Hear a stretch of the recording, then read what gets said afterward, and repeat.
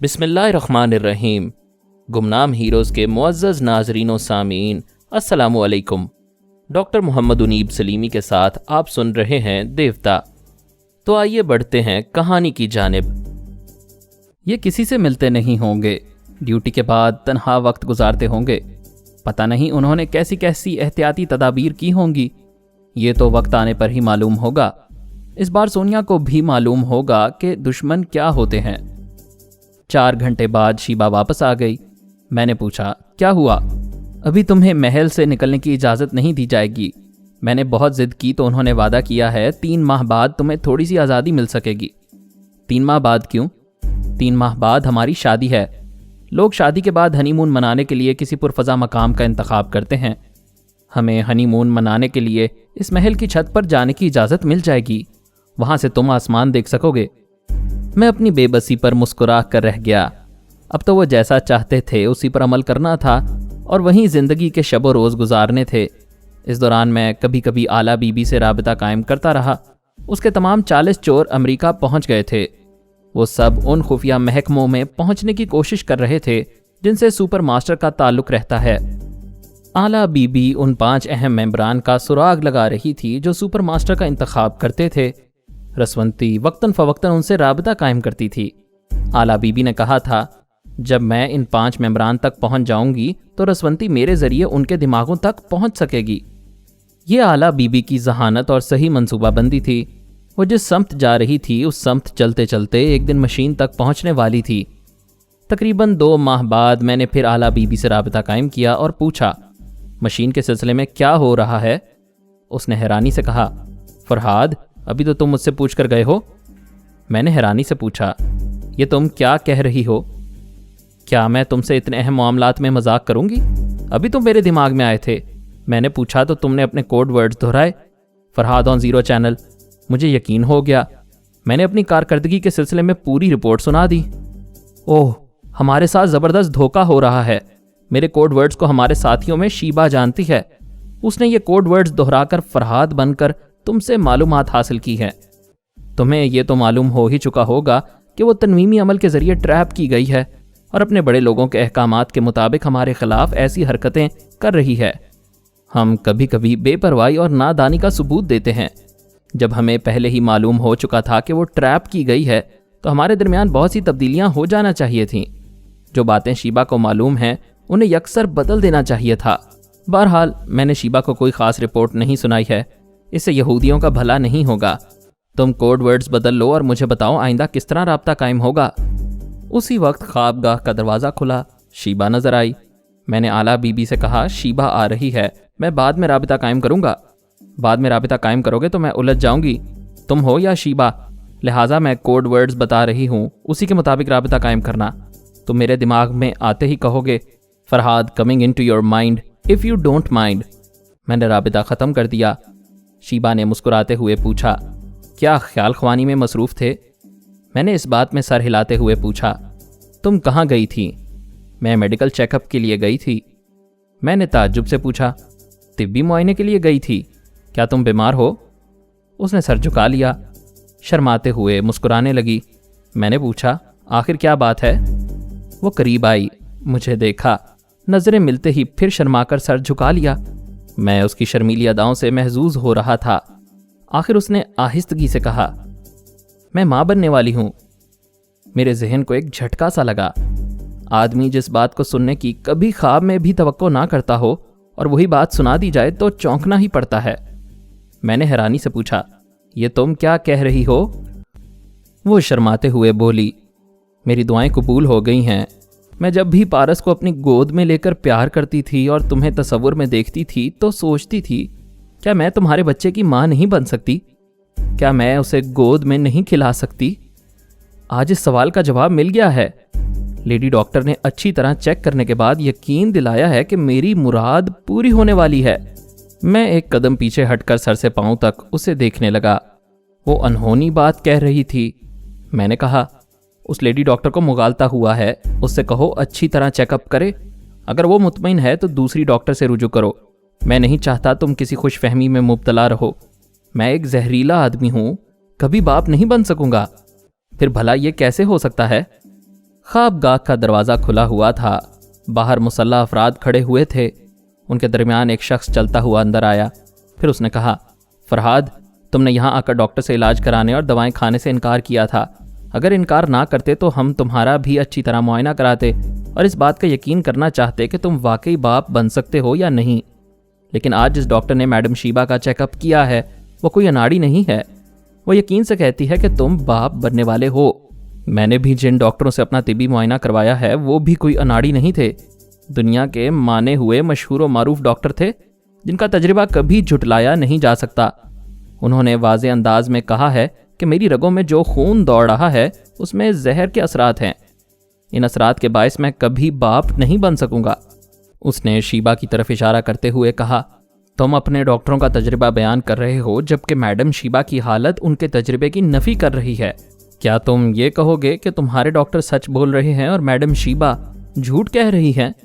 کیا تم میڈم پر بے حیائی کا الزام لگانا چاہتے ہو؟ میں نے تڑپ کر کہا، نہیں، میں شیبہ کو آج سے نہیں برسوں سے جانتا ہوں، یہ مر سکتی ہے مگر بے حیا نہیں بن سکتی۔ شیبہ نے کہا، میں نے اب تک تمہیں اپنے دماغ میں آنے سے روکا ہے، تم آؤ، میں کوشش کروں گی کہ سانس نہ روک سکوں۔ اگر ناکامی ہوئی تو میں اپنے بڑے لوگوں سے التجا کروں گی کہ وہ میرے اندر سے تنویمی عمل کا یہ اثر نکال دیں۔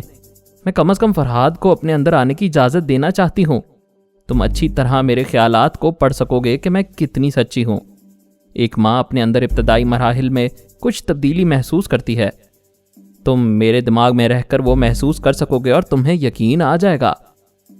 آنے والے شخص نے کہا، میڈم شیبہ، ہم بھی اپنے بڑوں سے یہی درخواست کریں گے کہ آئندہ مسٹر فرحاد تمہارے دماغ میں ہی آیا کریں، کیونکہ اب وہ تمہارے سامنے نہیں آ سکیں گے اور نہ ہی تمہیں ان کے پاس آنے کی اجازت ملے گی۔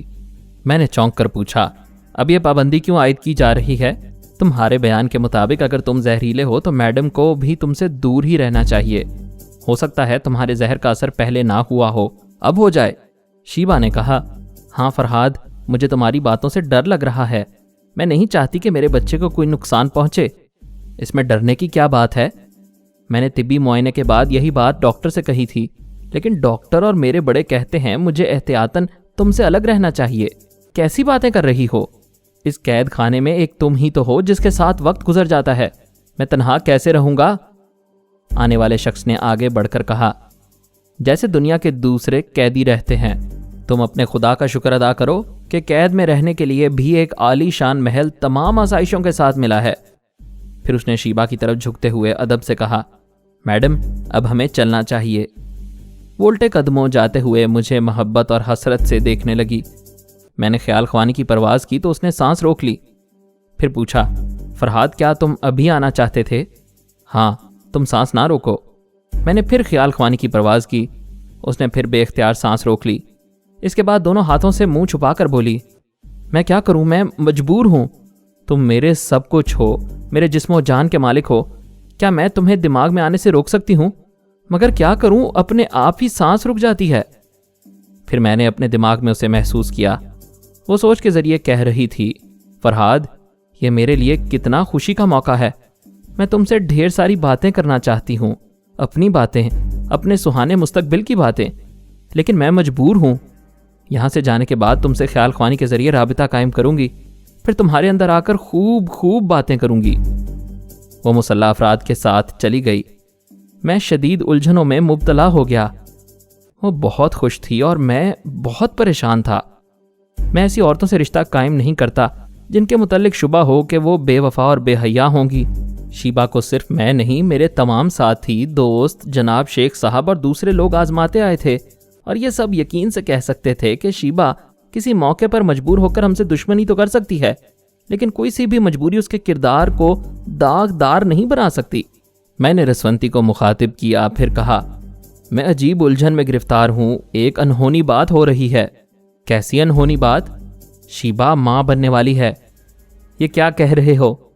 میں یہاں کی ایک مصروفہ تجربہ کار لیڈی ڈاکٹر کی رپورٹ پیش کر رہا ہوں۔ نہیں فرحاد، میں نہیں مان سکتی۔ میں بھی نہیں مانتا، مگر ہم شیبہ کے کردار پر شک بھی نہیں کر سکتے۔ نہیں، اگرچہ اس نے تمہارے پاس آ کر میری جگہ لی ہے، مجھے یہ فخر حاصل ہے کہ صرف میں تمہارے بچے کی ماں ہوں۔ شیبہ میرے اس فخر کو ٹھیس پہنچا رہی ہے، وہ بھی تمہارے بچے کی ماں ہونے کا دعویٰ کر رہی ہے۔ مجھے اس سے شدید نفرت ہونا چاہیے، لیکن نفرت کا مطلب یہ نہیں کہ میں کسی عورت کو غلط الزام دوں، اسے بد کردار کہنا شروع کر دوں۔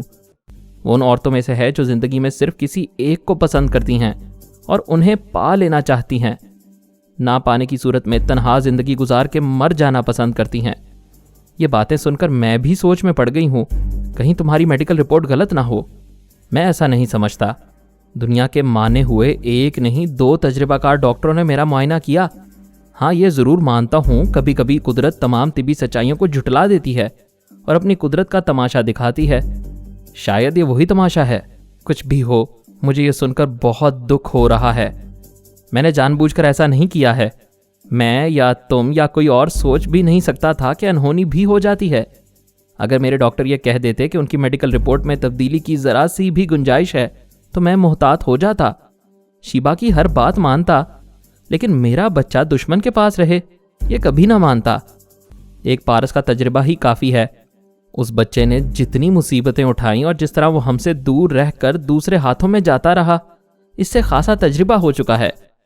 دشمن میری اولاد کو میری سب سے بڑی کمزوری بنا سکتے ہیں۔ خدا کا شکر ہے اب دونوں پارس 14 برس کے ہو چکے ہیں، پھر بابا صاحب کے ادارے میں محفوظ ہیں۔ اس ادارے سے باہر میرا کوئی اور بچہ ہو اور وہ ان دشمنوں کے ہاتھوں میں پہنچے بلکہ دشمنوں کے گھر میں جنم لے، میں ایسا کوئی جذباتی قدم نہیں اٹھا سکتا تھا۔ میں جناب شیخ صاحب کے پاس جا رہی ہوں۔ میں نے اعلیٰ بی بی کے دماغ پر دستک دیتے ہوئے کہا، Farhad coming into your mind if you don't mind. وہ مسکرا کر بولی، اب سے کوئی 2 گھنٹے پہلے شیبا میرے دماغ میں آئی تھی۔ میں نے پوچھا کون ہے؟ اس نے جواباً کہا فرحاد آن 0 چینل۔ تب میں نے سخت لہجے میں کہا، شیبا ان اوچھی حرکتوں سے باز آ جاؤ، ہم نے کوڈ ورڈز تبدیل کر کے تمہاری چوری پکڑ لی ہے۔ یہ سنتے ہی وہ واپس چلی گئی۔ میں نے کہا، ایک پریشان کن خبر ہے۔ میں نے شیبا کے ماں بننے کی خبر سنائی۔ وہ بھی حیران ہو کر بولی، جو بات غیر متوقع اور حیران کن ہو اسے ہم قدرت کا ہی کرشمہ کہہ سکتے ہیں۔ فی الحال شیبا دشمنوں کی اعلی کار ہے، اس کے باوجود اسے مورد الزام نہیں ٹھہرایا جا سکتا۔ تمہارے اور شیبا کے ڈاکٹروں کی رپورٹ میں کوئی گڑبڑ ہے۔ میرا مشورہ ہے تم پھر اپنا طبی معائنہ کراؤ، ہو سکتا ہے اس دوران تمہارے اندر تبدیلیاں واقع ہوئی ہوں۔ جب میں نے شیبا کی زبان سے یہ خبر سنی تو پہلا خیال یہی آیا کہ اپنا طبی معائنہ کرانا چاہیے، لیکن ایک بات کھٹکنے لگی۔ اعلیٰ بی بی نے کہا، میں جانتی ہوں دشمنوں کے شہر کا کوئی ڈاکٹر دوستانہ رپورٹ نہیں دے گا، تم وہاں سے نکلنے کے بعد ہی کسی ملک میں پہنچ کر اپنا معائنہ کرا سکتے ہو۔ بے شک یہی بات ہے، لیکن یہاں سے نکلنے کی کوئی صورت نظر نہیں آ رہی ہے۔ 2 ماہ گزر چکے ہیں۔ تم سونیا سے لڑتے وقت بچے کیوں بن جاتے ہو؟ اس نے کہا، دماغ میں نہ آؤ، تم نے اسے رابطہ ہی ختم کر دیا۔ کیا تمہیں اس کی کوئی خبر ہے؟ اب سے 6 ہفتے پہلے اس نے میرے ایک چور کو طلب کیا تھا۔ جیسا کہ تم جانتے ہو ہم نے کم از کم 1 درجن ایسے افراد کو تمہاری طرح ٹریننگ دی ہے جو تمہارے لب و لہجے میں گفتگو کر سکتے ہیں اور تمہاری ہر عادت کو اپنا سکتے ہیں۔ ایسا ہی میرا ایک چور ہے جو پچھلے 2 برس سے تل ابیب میں ہے اور ایک معزز شہری کی حیثیت سے رہتا آیا ہے۔ میں اسے بلانا چاہتی تھی، سونیا نے منع کر دیا۔ اس کا مطلب ہے سونیا تل ابیب پہنچ چکی ہے۔ تم مجھ سے ہی مطلب پوچھ رہے ہو، اس سے رابطہ کیوں نہیں قائم کرتے؟ اچھی بات ہے، میں جا رہا ہوں۔ میں دماغی طور پر سوچتا رہا، سونیا کو تصور میں دیکھتا اور مسکراتا رہا۔ اس سے پہلے کہ میں اس کے دماغ میں پہنچوں یہ بتا دینا چاہتا ہوں کہ مجھ سے رابطہ ختم کرنے کے بعد وہ کیا کرتی رہی تھی اور کس طرح تل ابیب پہنچ گئی تھی۔ اگر وہ چاہتی تو سیدھی طرح کہہ دیتی، فرحاد کچھ عرصے تک میرے دماغ میں نہ آنا اور نہ ہی یہ معلوم کرنا کہ میں کیا کرتی پھر رہی ہوں۔ میں اس کی یہ بات مان لیتا، لیکن وہ سیدھی نہیں تھی، بہت ٹیڑھی تھی، ہمیشہ ٹیڑھا راستہ اختیار کرتی تھی۔ اسی لیے اس نے جھگڑا کیا، پھر اس کے نتیجے میں اپنے پاس آنے سے منع کر دیا۔ اس کے خیال کے مطابق جب شیبا پر تنویمی عمل کیا گیا تھا تو میری بھی کھانے پینے کی چیزوں میں دوائیں ملا کر میرے دماغ کو کمزور بنا کر مجھ پر بھی تنویمی عمل کیا جا سکتا تھا اور میرے دماغ سے معلوم کیا جا سکتا تھا کہ سونیا کہاں ہے اور کس طرح میرے تک پہنچنے کے جتن کر رہی ہے۔ وہ بہت مکار تھی، اس نے شروع ہی سے ہر طرح کا رابطہ ختم کر دیا تھا۔ صرف اتنا ہی نہیں، اس نے جناب شیخ صاحب کو بھی یہ نہیں بتایا تھا کہ ادارے سے نکلنے کے بعد وہ کہاں جائے گی اور کیا کرے گی۔ اس نے رسونتی سے بھی کہہ دیا تھا کہ وہ 4 دن بعد رابطہ قائم کرے۔ وہ ادارے سے تنہا نہیں گئی تھی، اپنے ساتھ ایک طالبہ کو لے گئی تھی۔ طالبہ بھی اسی کی طرح تیز ترار تھی اور زبردست نکالی کرتی تھی۔ سونیا کو اس نے اپنے ذہن میں نقش کر لیا تھا، اسی کی طرح اٹھتی بیٹھتی چلتی پھرتی اور اسی کے لب و لہجے میں بولتی تھی، اور آئندہ وہی سونیا کا رول ادا کرنے والی تھی۔ وہ دونوں ادارے سے نکل کر پیرس پہنچیں۔ اس نے ایک فرانسیسی اعلیٰ افسر کو اپنا رازدار بنایا تھا۔ ٹرانسمیٹر کے ذریعے یہ طے پایا تھا کہ وہ اعلیٰ افسر ان دونوں کی رہائش کا انتظام کرے گا اور چپکے ہی چپکے مخصوص انتظامات کرے گا۔ رفتہ رفتہ سونیا کی جگہ وہ طالبہ میک اپ میں آ جائے گی اور سونیا طالبہ کے میک اپ میں اچانک کہیں روپوش ہو جائے گی۔ ایسا کرنے کا مقصد یہ تھا کہ بابا صاحب کے ادارے سے جانے والے اور اس ادارے میں داخل ہونے والوں کی نگرانی ہوتی تھی۔ یہ تجربہ ہم سب کو ہو چکا تھا۔ میرے اور شیبہ کے ادارے سے نکلنے کے بعد نگرانی ہوتی رہی تھی، اس کے نتیجے میں ہم برے پھنسے تھے۔ اب وہ چاہتی تھی کہ اس کی نگرانی کرنے والے اسے پیرس میں دیکھتے رہیں اور مطمئن ہوتے رہیں۔ وہ 4 دنوں تک طالبہ کے ساتھ نئی رہائش گاہ میں رہی اور سیر و تفریح کے لیے نکلتی رہی۔ دونوں خوب گھومتے پھرتے اور موج کرتے رہے۔ اس دوران وہ اس بات کا خاص خیال رکھتی تھی کہ نگرانی ہو رہی ہے یا نہیں۔ یہ بات یقینی تھی، نگرانی یقیناً ہو رہی تھی۔ 4 دنوں کے بعد رسونتی نے اس کے دماغ پر دستک دی، پھر پوچھا، سونیا کیا ہو رہا ہے؟ تمہارا ہی انتظار کر رہی ہوں۔ ایک کام کرو، ادارے کے ایسے طلباء کے نام معلوم کرو جو مختلف امتحانات میں کامیاب ہونے کے بعد ڈگریاں لے کر برسوں سے اسرائیل میں کہیں ملازمت کر رہے ہوں۔ میں ابھی وہ نام پڑھ کر سناتی ہوں۔ رسونتی نے ایسے افراد کی فہرست طلب کی۔ ادارے کے ذمہ دار شخص نے وہ فہرست مہیا کی۔ اس نے وہ نام پڑھ کر سنائے۔ سونیا نے کہا، ایسے افراد کے نام سناؤ جو فرحاد سے مشابہت رکھتے ہوں۔ ایک شخص کا نام ایڈی کریمر تھا۔ اس نے 3 برس پہلے بابا صاحب کے ادارے سے امتحانات پاس کیے تھے اور ایک فرسٹ کلاس انجینئر کی حیثیت سے ڈپلومہ حاصل کیا تھا۔ بابا صاحب کے ادارے سے جو طلباء اور طالبات کامیاب ہوتے تھے انہیں فرانس کی کسی یونیورسٹی سے سندیں حاصل ہوتی تھیں۔ کسی کو یہ معلوم نہیں ہوتا تھا کہ وہ طلباء اور طالبات بابا فرید واسطی کے ادارے سے کبھی تعلق رکھتے تھے اور وہیں سے امتحانات پاس کیے ہیں۔ ایڈی کریمر ڈپلومہ حاصل کرنے کے بعد نیو یارک گیا تھا۔ وہاں اس نے خود کو یہودی ظاہر کیا۔ اس کا فائدہ یہ ہوا کہ جب تل ابیب میں چند انجینئرز کی ضرورت پیش آئی تو نیو یارک سے آنے والی درخواستوں کو ترجیح دی گئی۔ اس طرح ایڈی کریمر انجینئر بن کر نیو یارک سے تل ابیب پہنچ گیا۔ وہ پچھلے 2 برس سے ایک قابل اعتماد انجینئر کی حیثیت سے زندگی گزار رہا تھا۔ بابا صاحب کے ادارے میں اس کا تعلق اعلیٰ بی بی کے شعبے سے تھا۔ وہاں رہ کر اس نے سراغ رسانی کی ٹریننگ حاصل کی تھی کہ غیر ملکوں میں جا کر کس طرح اپنے قدم جمانے چاہیے، کس طرح میک اپ کرنا چاہیے اور کس طرح وہاں کے اہم راز چرا کر لانے چاہیے۔ اس طرح وہ 40 چوروں کی فہرست میں بھی شامل کیا گیا تھا۔ سونیا نے اس کے متعلق معلومات حاصل کرنے کے بعد کہا، رسونتی تم اعلیٰ بی بی سے رابطہ قائم کرو اور اس سے کہو کہ اس کا ایک چور ایڈی کریمر امریکہ نہیں جائے گا، اسے تل ابیب میں رہنا چاہیے، ہم اس سے کام لیں گے۔ میں اعلیٰ بی بی سے یہ کہہ دوں گی۔ دوسری بات یہ کہ ایڈی کریمر کی آواز کا کیسٹ سنو اور اس کے دماغ میں پہنچ کر معلوم کرو کہ وہ آج کل کیا کر رہا ہے۔ کہیں وہاں کے انٹیلیجنس والوں کی نظروں میں مشکوک تو نہیں ہے؟ اس نے شادی کی ہے یا نہیں؟ اگر کی ہے تو اس کی بیوی کے متعلق تفصیلات معلوم کرو۔ رسونتی نے اعلیٰ بی بی سے کہہ دیا۔ امریکہ میں اس کے 40 چوروں میں سے ایک کم رہے گا۔ تل ابیب والا اس کے پاس نہیں آئے گا۔ پھر اس نے ایڈی کریمر کی آواز کا کیسٹ سنا اور اس کے پاس پہنچ گئی۔ اپنا تعارف کروایا تو اس نے ادب سے کہا، میڈم رسونتی، یہ میری خوش قسمتی ہے کہ آپ میرے پاس آئی ہیں، فرمائیے میں کیا خدمت کر سکتا ہوں؟ اگر میں کہوں کہ تمہیں قربانی کا بکرا بننا ہے، آپ حکم دیجئے، میں بن جاؤں گا۔ کیا تمہیں معلوم ہے کہ فرحاد علی تیمور تل ابیب میں ہے؟ اس نے حیرانی سے پوچھا، کیا واقعی؟ وہ کہاں ہیں؟ میں ابھی ان کی خدمت میں حاضر ہو جاؤں گا۔ وہ ایک قیدی کی حیثیت سے ہیں۔ وہاں کی سرکار نے یہ بات ساری دنیا سے چھپا کر رکھی ہے۔ شیبہ اور فرحاد علی تیمور کو اغوا کیا گیا تھا، انہیں اب تک قیدی بنا کر وہاں رکھا گیا ہے۔ ہم فرحاد صاحب کے دیوانے ہیں، یہ سن کر دکھ ہو رہا ہے کہ انہیں قیدی بنا کر رکھا گیا ہے۔ میں کیا کر سکتا ہوں؟ آپ حکم دیجئے۔ تم بڑی کامیابی سے فرحاد کی نقل کر لیتے ہو۔ جی ہاں، مجھے خاص طور پر ٹریننگ دی گئی تھی۔ شاید سونیا تل ابیب میں پہنچنے والی ہے۔ اس نے پوچھا ہے، کیا تمہاری شادی ہو چکی ہے؟ نہیں، یہاں 2-4 لڑکیاں میری نظروں میں ہیں، وہ مجھے پسند بھی کرتی ہیں۔ میں اس سلسلے میں شیخ صاحب سے مشورہ لینا چاہتا تھا۔ ذرا ٹھہرو، میں ابھی آتی ہوں۔ رسونتی نے سونیا کے پاس آ کر کہا، ایڈی کریمر نے ابھی شادی نہیں کی ہے، وہ اس سلسلے میں سوچ رہا ہے۔ سونیا نے کہا، اس سے کہو میں اس کی بیوی بننا چاہتی ہوں۔ رسونتی نے چونک کر پوچھا، یہ کیا کہہ رہی ہو؟ جو کہہ رہی ہوں اس سے کہو، اور اس سے پوچھو کیا تل ابیب میں اس کی کسی لڑکی سے دوستی ہے؟ ہاں، وہ کہہ رہا تھا 3-4 لڑکیاں اس کی نظروں میں ہیں اور وہ لڑکیاں اسے چاہتی بھی ہیں۔ پھر تو کام بن رہا ہے۔ اس سے کہو کسی ایسی لڑکی کا انتخاب کرے جو مجھ سے قد اور جسامت میں مشابہت رکھتی ہو۔ اگر ایسی کوئی لڑکی اس کی نظر میں ہے تو اس سے 2 دن کے اندر شادی کر لے اور ہنی مون منانے کے لیے سوئٹزرلینڈ روانہ ہو جائے۔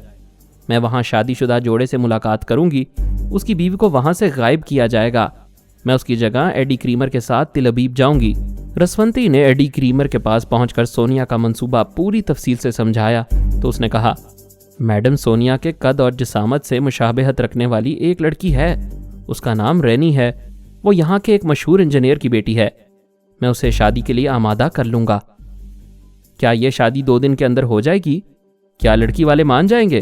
میں علم نجوم سے تھوڑی بہت واقفیت رکھتا ہوں، مردوں کے مقابلے میں عورتیں زیادہ اپنے مستقبل کے لیے فکر مند ہوتی ہیں، کوئی ہاتھ دیکھنے والا مل جائے تو بڑے شوق سے اپنا ہاتھ پیش کرتی ہیں، میں نے کتنی ہی لڑکیوں کے ہاتھ تھام کر انہیں مستقبل کے حسین خواب دکھائے ہیں، رینی سے بھی اسی طرح دوستی ہوئی تھی، اب میں کہوں گا کہ اس کے اور میرے ہاتھ کی لکیریں شادی کے سلسلے میں ملتی ہیں، ہم 1 ہفتے کے اندر شادی کر لیں تو شادی کے چند ماہ بعد ہی میری ترقی ہوگی، اگر ہم 2 دن کے اندر شادی کر لیں تو ہماری قسمت کے ستارے اور زیادہ چمکیں گے اور ہماری ساری زندگی عیش و عشرت میں گزرے گی۔ لڑکی تو یقیناً راضی ہو جائے گی، شاید اس کے گھر والے فوری شادی پر رضامند نہ ہوں، اس لیے میں نے 2 دن کے بجائے 1 ہفتے کی بھی گنجائش رکھی ہے، اس کے گھر والے 2 دن میں راضی نہ ہوئے تو وہ 1 ہفتے میں ضرور راضی کر لے گی۔ تم مجھے رینی کی آواز کب سناؤ گے؟ ابھی لیجئے، میں اسے ٹیلی فون پر گفتگو کرتا ہوں۔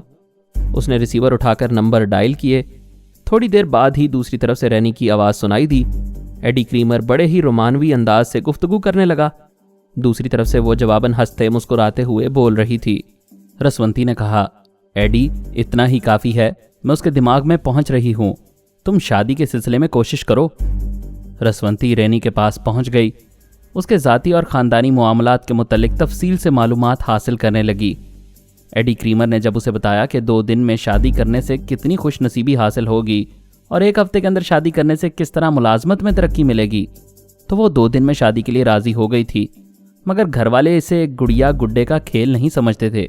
اس نے ضد کی تو بالآخر 5ویں دن شادی ہو گئی۔ ان 5 دنوں میں رسونتی برابر رینی کے ساتھ لگی رہی تھی اور سونیا کے پاس آ کر اس کے رشتہ داروں کے نام، پتے، ٹھکانے، ان کی عادات اور ان کے مزاج کے متعلق تفصیل سے بتاتی جاتی تھی۔ سونیا تمام اہم باتیں نوٹ کرتی تھی اور انہیں یاد کر لیتی تھی۔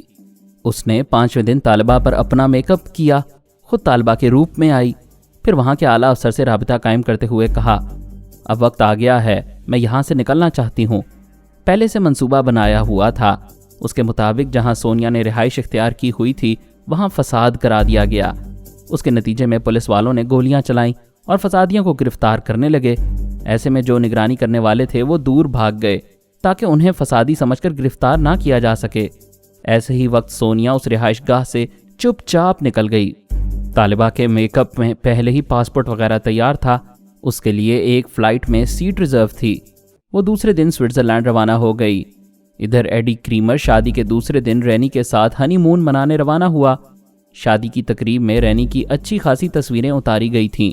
اس نے کیسٹ ریکارڈر آن کرتے ہوئے کہا، رینی آج ہم نئی زندگی کی ابتدا کر رہے ہیں، اس کیسٹ میں ہم دونوں کی آوازیں ریکارڈ ہوتی جائیں گی اور یہ ہمارے لیے یادگار کیسٹ ہوگا، ہم سوئٹزرلینڈ میں بھی اسی طرح اپنی آواز ریکارڈ کرتے رہیں گے اور تصویریں بھی اتارتے جائیں گے۔ رینی کے لیے اس سے اچھی بات کیا ہو سکتی تھی کہ یہ ساری باتیں ریکارڈ ہو جائیں اور وہ کبھی کبھی ان کیسٹوں کو سن کر اور تصویروں کو دیکھ کر ان یادگار لمحات میں گم ہو جائیں۔ ایڈی کریمر نے سوئٹزرلینڈ پہنچ کر سونیا سے خفیہ طور پر ملاقات کی اور وہ تصویریں اور کیسٹ اس کے حوالے کر دیے۔ سونیا ان تصویروں کو میک اپ کرنے کے نقطۂ نظر سے دیکھتی تھی، اچھی طرح سٹڈی کرتی تھی، کیسٹ میں رینی کی آواز اور لب و لہجہ سن کر اس کی نقل اتارتی تھی۔ ایڈی کریمر اسے سیر و تفریح کے بہانے باہر لے جاتا تھا تاکہ سونیا اسے چلتے پھرتے اور باتیں کرتے دیکھتی رہے۔ اس کے پاس ایک ویڈیو کیمرہ تھا جس کے ذریعے اس کی متحرک فلمیں تیار ہو جاتی تھیں، یہ فلمیں بھی سونیا کے پاس پہنچ جاتی تھیں۔ وہ اپنی ٹی وی اسکرین میں یہ دیکھ کر اس کی ہر ادا کو ذہن نشین کرتی تھی اور اس کی کامیاب نقل کرتی جاتی تھی۔ 1 ہفتے بعد اس نے اپنے چہرے پر رینی کا میک اپ کیا، پھر اسونتی سے کہا فرانس کے اعلیٰ افسر سے کہہ دو کل صبح 7 بجے تک آئس ہاکی کلب کے قریبی گراؤنڈ میں ہیلی کاپٹر کو پہنچنا چاہیے، یہاں سے رینی کو روانہ کیا جائے گا۔ اس اعلیٰ افسر سے یہ طے ہو چکا تھا کہ رینی ہیلی کاپٹر کے ذریعے پیرس پہنچے گی تو اسے کسی طرح رازداری سے ایک ایسے قید خانے میں پہنچایا جائے گا جہاں اسے ایک نامعلوم مدت تک چھپا کر رکھا جا سکے گا۔ ایڈی کریمر نے پروگرام کے مطابق صبح 5 بجے رینی کو نیند سے جگایا، پھر کہا چلو تیار ہو جاؤ، ہم کلب گراؤنڈ میں جا کر سورج طلوع ہونے کا منظر دیکھیں گے۔ وہ نیند سے اٹھنا نہیں چاہتی تھی، ایڈی نے اسے اٹھنے پر مجبور کر دیا۔ وہ 6:30 بجے تک لباس وغیرہ بدل کر تیار ہو گئی۔ وہاں سے کلب گراؤنڈ تک 20 منٹ کا راستہ تھا۔ وہاں ہیلی کاپٹر بھی پہنچ گیا تھا، سونیا بھی موجود تھی۔ وہ اپنی کار سے اتر کر ان کے قریب آئی۔ رینی اپنی کار سے اتر کر اسے حیرانی سے دیکھنے لگی، پھر جلدی سے پرس کھول کر چھوٹا سا آئینہ نکالا، کبھی اپنے چہرے کو اور کبھی سونیا کے چہرے کو تکنے لگی۔ سونیا نے مسکرا کر کہا مجھے کیا دیکھتی ہو، میں رینی ہوں، مسز کریمر۔ اس نے غصے سے کہا تم جھوٹ بولتی ہو، میں مسز کریمر ہوں، تم کون ہو، کہاں سے آئی ہو، کیا چاہتی ہو؟ وہ ہنستے ہوئے بولی میرا نام سونیا ہے، شاید یہ نام تم نے سنا ہو، اور اگر نہ بھی سنا ہو تو کوئی فرق نہیں پڑتا، آج سے میں سونیا نہیں رینی یعنی مسز کریمر ہوں، یہ ہیلی کاپٹر تمہارے لیے آیا ہے۔ اس نے پریشان ہو کر ایڈی کریمر کو دیکھا۔ ایڈی نے کہا ہاں رینی، ہماری سرکار نے میڈم شیبہ اور مسٹر فرحاد علی تیمور کو قید کر لیا ہے، ہم انہیں چھڑانا چاہتے ہیں، تم اس سلسلے میں ہمارے ساتھ تعاون کرو، چپ چاپ ہیلی کاپٹر میں بیٹھ کر پیرس چلی جاؤ، وہاں تمہیں آرام سے رکھا جائے گا۔ وہ پاؤں پٹک کر بولی میں نہیں جاؤں گی، کیا تم مذاق کر رہے ہو؟ کیا تم نے اسی لیے شادی کی؟ کیا تم اسی لیے یہاں ہنی مون منانے آئے ہو؟ تم درست کہہ رہی ہو، ہمارا وقت ضائع نہ کرو، ہیلی کاپٹر میں بیٹھ جاؤ ورنہ زبردستی بٹھا دیا جائے گا۔ اسی وقت ہیلی کاپٹر سے 2 مسلح جوان آ گئے تھے۔ انہوں نے رینی کو گن پوائنٹ پر رکھا۔ وہ مجبوری اور بے بسی سے رونے لگی۔ ایڈی نے کہا میں تمہیں چاہتا ہوں، تم میری بیوی ہو، میں اپنا ایک فرض ادا کر رہا ہوں، اگر تم واقعی مجھے دل و جان سے چاہتی ہو تو ایک بیوی کا فرض ادا کرو، میری بات مان لو اور چپ چاپ چلی جاؤ۔ وہ سر جھکا کر ان مسلح افراد کے درمیان چلتی ہوئی ہیلی کاپٹر میں سوار ہو گئی۔ تھوڑی دیر میں ہی وہ ہیلی کاپٹر زمین چھوڑ کر فضا میں پرواز کرتا ہوا نظروں سے اوجھل ہو گیا۔ سونیا اور ایڈی نے دوسرے دن کی فلائٹ میں تل ابیب کے لیے سیٹ ریزرو کروائی۔ پھر روانگی تک وہ ایڈی کریمر کے ساتھ رینی کی طرح چلتی پھرتی ہنستی بولتی رہی، اس کے گھر والوں کے متعلق تفصیلی گفتگو کرتی رہی تاکہ ہر بات اچھی طرح ذہن نشین ہوتی رہے۔ ایک البم میں رینی کے تمام رشتہ داروں کی تصویریں موجود تھیں۔ دوسرے دن وہ ایڈی کریمر کے ساتھ تل ابیب پہنچی تو کتنے ہی رشتہ دار اس کے استقبال کے لیے آئے تھے۔ وہ رینی کے باپ سے ملی، اس کی ماں کے گلے لگ گئی۔ اسے اچھی طرح یاد تھا کہ کس رشتہ دار کے ساتھ گرم جوشی کا مظاہرہ کرنا چاہیے، کس کے ساتھ سرد مہری سے پیش آنا چاہیے۔ وہ بڑی خوش اسلوبی سے رینی کا رول ادا کرتے ہوئے ایڈی کریمر کے ساتھ اس کے گھر پہنچ گئی۔ یہودیوں نے چیلنج کیا تھا کہ سونیا نے اگر اسرائیل کی سرزمین پر قدم رکھا تو مجھے گولی مار دی جائے گی۔ دشمن بھول جاتے ہیں، 1000 بار منہ کی کھاتے ہیں، پھر بھول جاتے ہیں کہ وہ سونیا کو چیلنج کر رہے ہیں اور انہیں ماضی میں ہر چیلنج کا منہ توڑ جواب ملتا رہا ہے۔ اس بار بھی جب انکشاف ہوگا کہ سونیا کتنی مکاری سے تل ابیب پہنچ گئی تھی تو وہ ہمیشہ کی طرح تل ملاتے رہ جائیں گے۔ اس کے خلاف کوئی جوابی کارروائی کرنے کا وقت گزر چکا ہوگا۔ وہاں پہنچ کر اس نے بیماری کا بہانہ کیا، ایک لیڈی ڈاکٹر سے ملاقات کی۔ ایسے وقت رسونتی اس کے پاس موجود تھی۔ وہ لیڈی ڈاکٹر کے دماغ میں پہنچ گئی۔ لیڈی ڈاکٹر نے اس کا معائنہ کیا، اس کے لیے ایک نسخہ لکھتے ہوئے کہا تمہیں کوئی خاص بیماری نہیں ہے، تم نے ایک اجنبی مرد کو شوہر بنا کر نئی زندگی کی ابتدا کی ہے۔ ان حالات میں بعض لڑکیاں کشمکش میں مبتلا ہو جاتی ہیں، انہیں میکے کی محبت کھینچتی ہے اور شوہر کا پیار بھی بلاتا ہے، ایسے میں وہ خود کو بیمار محسوس کرنے لگتی ہیں۔ تمہیں آرام کی ضرورت ہے، زیادہ ہجوم میں جانے سے پرہیز کرو۔ لیڈی ڈاکٹر کی یہ رپورٹ رینی کے تمام رشتہ داروں تک پہنچ گئی۔ اس کے رشتہ دار شادی کے سلسلے میں میاں بیوی کو اپنے یہاں مدعو کرنا چاہتے تھے، طرح طرح کی تقریبات کا اہتمام کرنے والے تھے، لیکن میڈیکل رپورٹ کے پیش نظر سونیا نے سب سے معذرت چاہی اور کہا میں 1-2 مہینے آرام کرنا چاہتی ہوں، اس کے بعد آپ لوگوں کی خوشی پوری کر دوں گی۔ اس نے احتیاطاً ایسی چال چلی تھی، اگرچہ وہ رینی کے تمام رشتہ داروں سے تصویروں کے ذریعے واقف ہو گئی تھی، لیکن رینی کی کچھ ایسی سہیلیاں بھی ہو سکتی تھیں جن کی تصویریں اس کے پاس نہ ہوں۔ وہ اچانک کسی تقریب میں مل جاتی اور وہ انہیں پہچان نہ پاتی تو بھید کھل جاتا۔ اسی لیے اس نے خود کو تقریبات سے دور رکھ کر گھر کی 4 دیواری میں محدود کر لیا۔